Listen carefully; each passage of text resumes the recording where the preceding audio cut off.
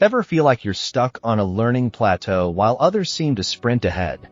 You put in the hours, you watch the tutorials, you take the notes, but real, lasting skill just seems perpetually out of reach.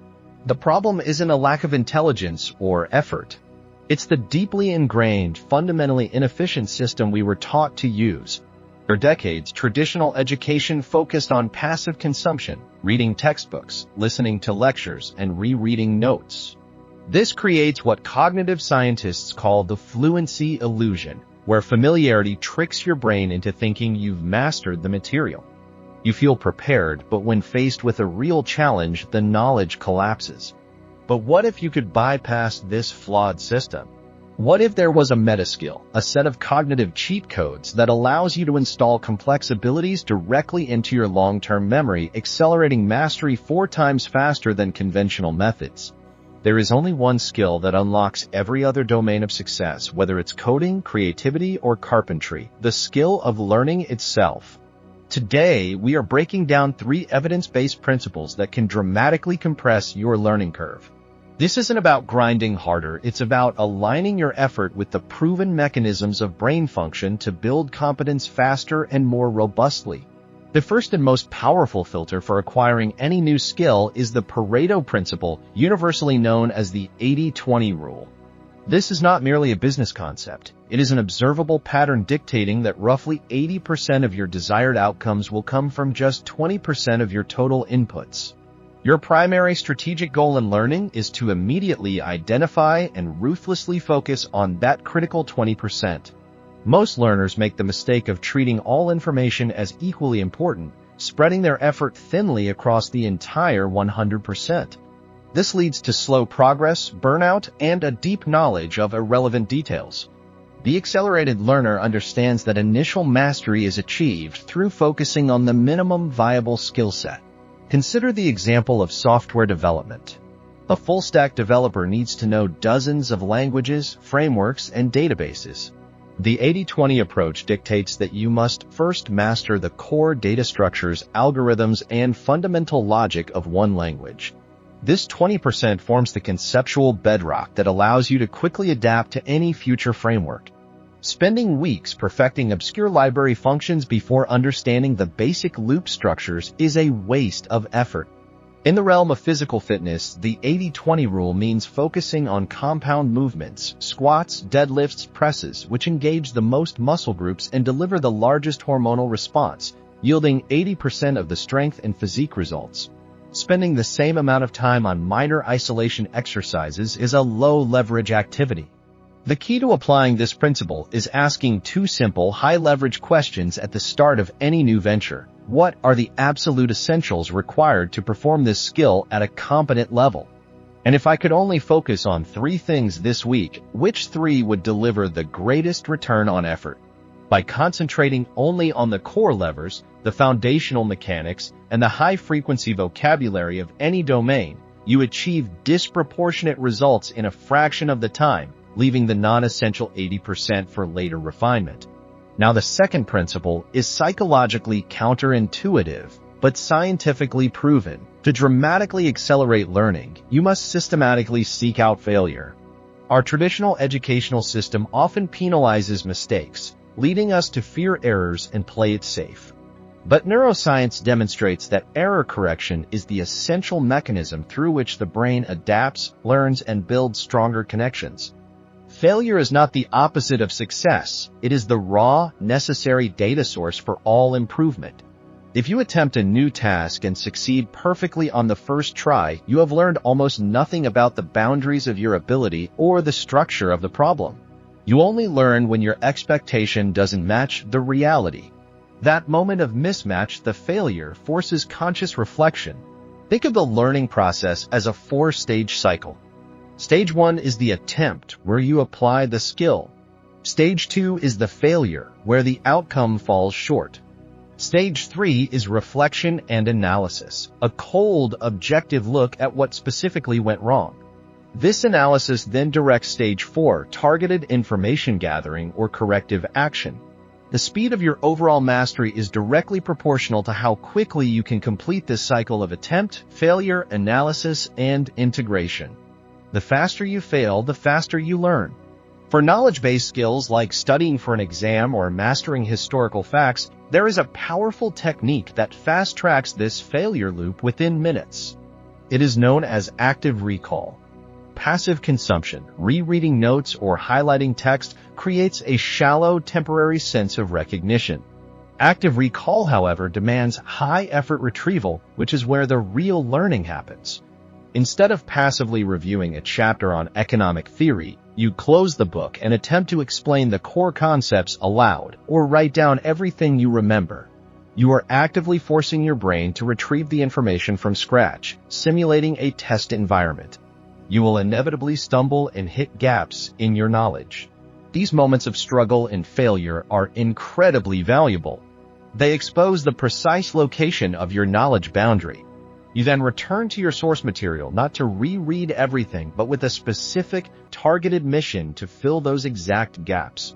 This method, often combined with spaced repetition, introduces desirable difficulty, strengthening the neural pathways far more effectively than any amount of passive exposure. This brings us to the third principle, a paradox that redefines efficiency. To learn faster, you must learn more slowly. This concept directly combats the modern temptation to multitask and rush through complex subjects.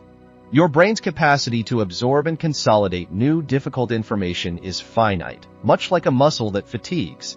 Cognitive overload is a real physiological limit. Trying to learn multiple sub-skills simultaneously ensures that none of them are deeply encoded into long-term automatic memory. The brain achieves mastery through a process of focused attention followed by consolidation, often during sleep. If you spread your attention across 5 different sub-skills in a 2-hour session, say practicing knife skills, sauce making, grilling, seasoning, and plating, you might achieve a marginal 1% improvement in each area. This feels productive, but it results in shallow, unreliable knowledge. The accelerated, slower approach involves deliberate practice, which requires isolating one single component and dedicating the entire session to mastering that element alone. For example, you would dedicate the 2 hours solely to practicing a chef's knife rocking motion until your muscle memory takes over. In that focused period, you could achieve a 20% improvement in that one technique. When you do the math, by isolating and mastering one component at a time, you're building competence 4 times faster overall. This is called chunking. You create robust, automatic neurological modules for each sub-skill. Once the individual chunk is automatic, meaning it requires minimal conscious effort, you move to the next. This principle of single chunk focus is universally applicable. In learning a musical instrument, you must master one measure of music perfectly before attempting to play the entire piece. In public speaking, dedicate your practice solely to eliminating filler words and pausing effectively before you introduce complex rhetorical structures. Deliberate practice is not mindless repetition. It is focused, intentional effort applied precisely at the boundary of your current ability in one specific, defined area. This structured, slow approach eliminates the overwhelm that comes from juggling too many unfamiliar tasks and builds a foundation that does not crumble under pressure. However, these 3 techniques, 80-20 focusing, failure maximization via active recall, and deliberate, slow practice, are all built upon one foundational psychological framework, the growth mindset. This is the understanding that your core abilities and intelligence are not fixed traits, but are qualities that can be developed and strengthened through dedicated effort and strategy. This is far more than simple optimism. It is the acceptance of neuroplasticity, the proven scientific fact that your brain is constantly reorganizing itself, forming new neural connections throughout life. You must internalize the belief that no matter where you start, improvement is always possible. This belief is what provides the necessary resilience to navigate the failure cycle. When you encounter setbacks, the fixed mindset sees them as a verdict on your inherent lack of talent.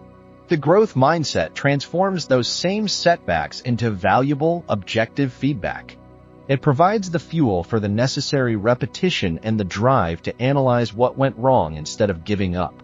Combine this foundational belief with total immersion. The individuals who achieve true mastery are not merely practicing when they schedule time for it. They are often quietly obsessed. They are thinking about the skill during their downtime, continuously calibrating, questioning, and seeking marginal gains in every interaction. They have committed to the identity of the person who masters that skill. This obsession is the critical differentiator between those who dabble and those who achieve profound, lasting proficiency. If the skill is truly important to you, it must occupy more than just your scheduled practice time.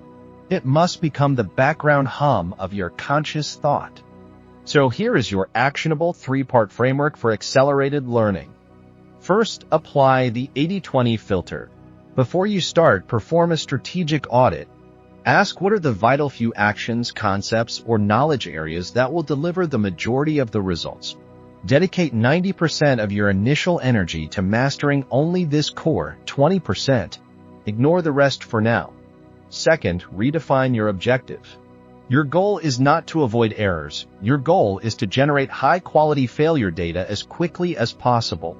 Employ active recall techniques like the question-answer method to expose your knowledge gaps with brutal honesty. Use that gap data to target your next study session precisely. Third, resist the temptation to learn everything at once. Deconstruct the skill into its individual, manageable chunks. Isolate one sub-skill, and only one, and practice it deliberately, pushing beyond your comfort zone until it becomes automatic and reliable. Then, and only then, move to the next chunk. Accelerated learning is not a mystery reserved for the gifted. It is a systematic, high-leverage process of strategic focus, rapid iteration using failure as a guide, and the deliberate construction of competence one solid block at a time. The most compelling proof will be the tangible progress you generate when you apply this structured approach to your own goals.